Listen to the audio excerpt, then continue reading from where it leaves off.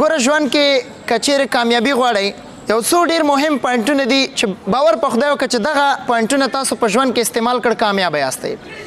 اول په ژوند کې د ځان نه بره کس ته مه ګوره چې یاره پلانی کس خو ګاډی لري زه خو هېڅ هم نه لرم، پلانی کس خو داسې ده زه خو هېڅ هم نه یم.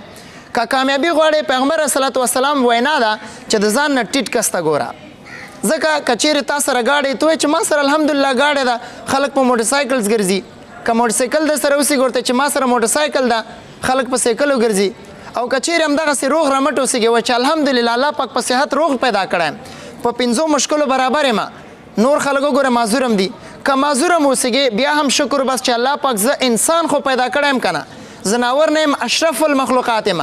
یعنی په هر کنډیشن کې په هر حالت کې د الله پاک شکر وباسه. ما دا 100% ګارنټي ده چې ستا ژوند به بهتره روان وي، ځکه ناشکره انسان الله پاک نه خوښوي. دویم